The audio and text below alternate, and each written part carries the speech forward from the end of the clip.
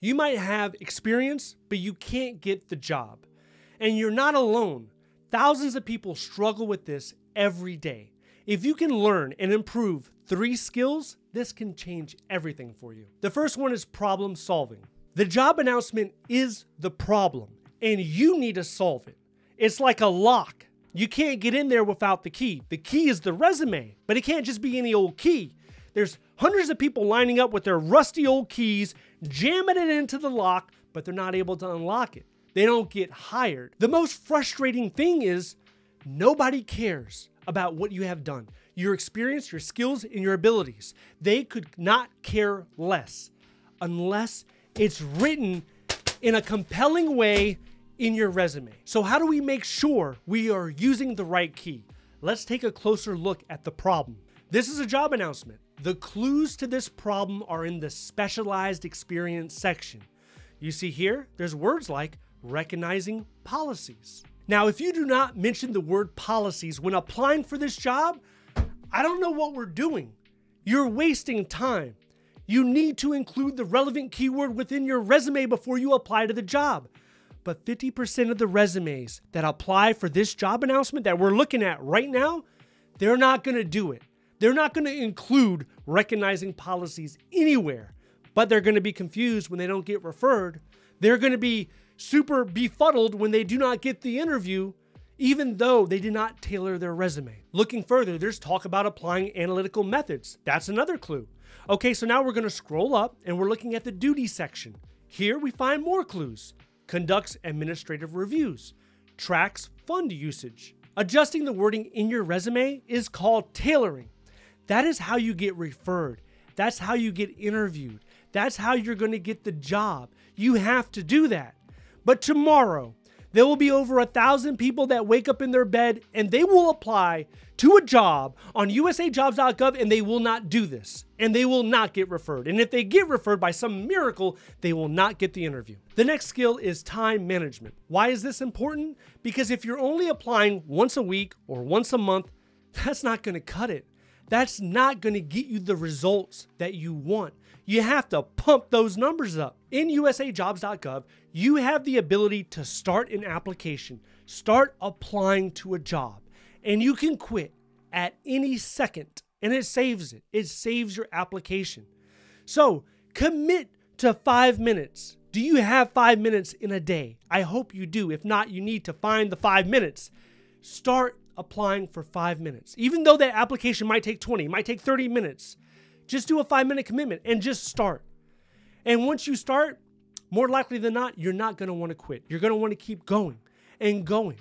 You're going to build momentum, and you might even apply for another job. You might even sit there and apply to 2 or 3 or 4 jobs. But if you do not allocate the time and make a promise to yourself that you're going to start for at least 5 minutes, it'll never get done. We all have the same time in a day, in a week, in a month. We all do. So when you don't do something, it's because it's not a priority. It's not because you didn't have the time. And I deal with this with family members at times. There's some family members that say, hey, I was planning on calling you on Sunday, but my goodness, I lost track of time. I just didn't have the time to call you. And that's not really true. That person could have called me, but I was not a priority in their life for whatever reason. And that's fine. But what's not fine is making up excuses saying I didn't have the time. The time is there. Something else filled that time. So something else was the priority. I wasn't the priority. Same thing when it comes to applying for jobs, or when it comes to informational interviews, or when it comes to improving your resume. The time is there. The minutes are there. Take the minutes. Make those minutes a priority for the task. If you do not make the time to apply or work on your resume, then it's going to take you a lot longer to get a government job, if you get one at all. The next skill is resilience. Can you be hit in the face and continue to go? Because that's what it's going to feel like. It's going to feel like failure a lot of the times. You're going to say, I'm the best qualified candidate for this. Obviously, look at it. This job announcement was made for me. It's like they knew who I was and they wrote it specifically for me. Look at it. You're going to think that, and they're going to ghost you, and it's going to hurt. It's going to hurt in here, but you have to be able to keep going, to emotionally detach from what just occurred, your dream job, your perfect job. Emotionally detached. That's not who you are. You are not defined by one job announcement. And also keep in mind, they don't know who you are. What they know is your resume. They don't know the real you. You keep applying. The job search can be compared to dating. You know how it is when you go on a date. You're trying to make a good impression. You make sure that, everything's clean, you're ready to go, and you put your best foot forward, right? But what happens after that first date? Sometimes there's not a second date. Sometimes there's not even a first date. Sometimes they give you the wrong phone number or they ghost you.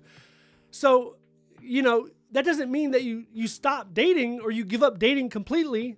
You keep going. If that's your objective, is to find a partner, then you keep going. And at times, rejection is a good thing, right? Rejection is what helps build up the resiliency. Preferably, you get rejected more when you're younger, so you kind of have a built-up fortitude when it comes to getting rejection in the future.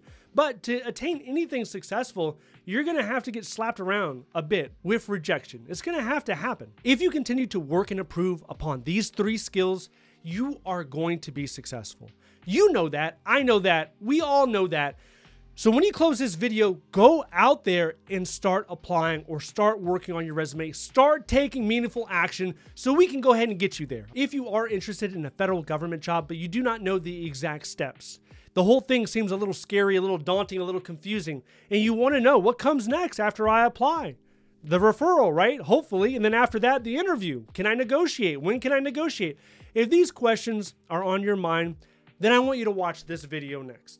If you would like to see more videos like this, please click like and subscribe. Thank you so much for watching. I'll see you in the next one.